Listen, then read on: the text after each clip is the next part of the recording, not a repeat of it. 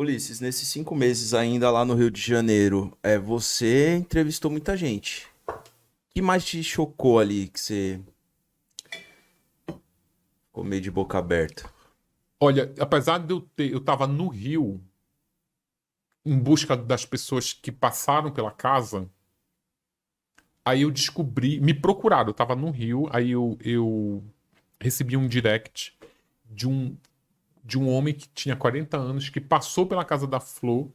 Ele viu que eu tava fazendo o livro, né, porque já tinha feito uns podcasts na época da Elise.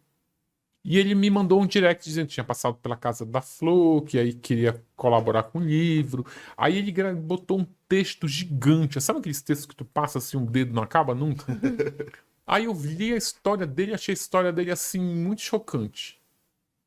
E eu fico muito inseguro de ficar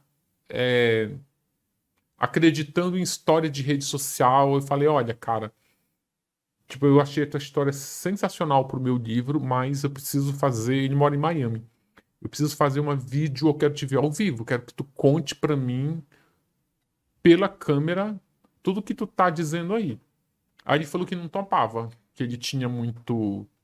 Ele tinha medo da Flor de Lis, porque ela era envolvida com o pessoal do Comando Vermelho. Tinha medo dos advogados da Flor, que ela tinha uma primeira banca ali dos advogados assim, meio estabanados e tal. Daí o que que ela. Aí ele falou: beleza, só que é o tipo de coisa que tu vai ali, vai marinando, né? Vai falando mais um pouco, mais um pouco. Aí teve um dia que ele tava só, que ele tinha uma mulher e uns dois filhos, que estavam sempre em casa. Aí daqui a pouco ele liga a cam. Vamos fazer uma cam agora? Eu falei, vamos. Ele ligou a cam e ele realmente contou tudo aquilo quando tava chorando. Qual a história dele? Ele ele tinha três amigos que eram garotos de rua no Rio de Janeiro e eles ouviram falar que a Flor de Lis acolhia crianças de rua. E estava no momento ali que era muito próximo daquela chacina da Candelária, Uhum. que que é uma chacina que os policiais mataram moradores de rua. Então as crianças, os adolescentes estavam muito assustados estavam com medo de dormir na rua e que eles foram assassinados inclusive quando estavam dormindo, né? Aí esses três foram bater na casa da Flor pedir abrigo. Aí ela, segundo ele, tá aí, disse: olha, a Flor atendeu, disse: eu só tenho vaga para um. Vou fazer o seguinte: eu vou dar banho nos três e eu vou escolher qual vai ficar aqui. E ela escolheu ele, esse rapaz que estava falando comigo. Segundo ele, ela usou um critério sexual. Ela masturbou os três e resolveu acolher esse. E esse, ela dormia na cama com ela. E esse homem conta que ele se apaixonou pela Flor de Lis. Mas era assim, ele não sabia nem o que era isso.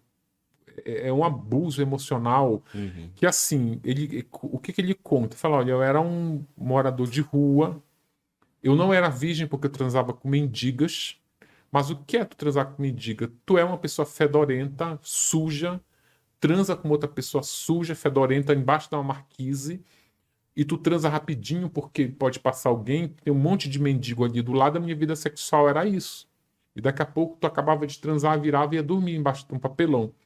Quando a Flor de Lis me leva para casa dela, que ela me dá um banho, me masturba, aí eu vou depois transar numa cama com ela, tudo que um adolescente morador de rua quer é isso: é uma mulher cheirosa, ela era muito boa de cama, um colchão macio, um quarto com privacidade, então era inevitável que eu me apaixonasse por ela. Então ele criou uma dependência emocional ali dela muito grande.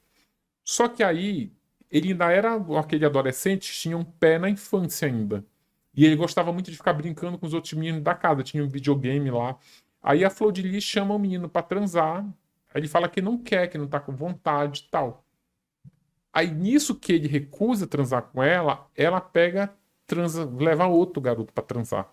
E ele começou a ficar mal com aquilo. Aí ele perde o direito de dormir na cama com ela. Só que ele teria que ganhar um colchão, ela não dá um colchão pra ele, ele passa a dormir sentado na mesa da cozinha, em pé, apoiado assim no. Aí ele acordou cheio de dores pela coluna, pelo braço, aí foi implorar para transar com a Flor de Lis para ter o colchão macio de volta. Só que isso acontecia na época que o garoto tinha 14 anos, e isso deixou ele marcado até hoje. Tanto que hoje ele tem 40, ele conta essa história e se emociona. Ele diz: olha, os abusos que essa mulher fazia comigo, eles refletem na minha vida até hoje.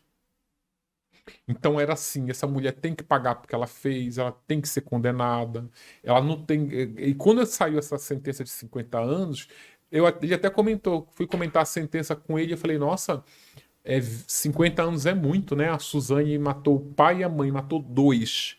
Pegou 39 anos, como é que a mulher mata um, pega 50? Ele fala, olha, essa pena ainda é pouco, porque eu acho que deve estar incutido aí o crime, o que ela fez com a gente, as sequelas, uma coisa muito doida.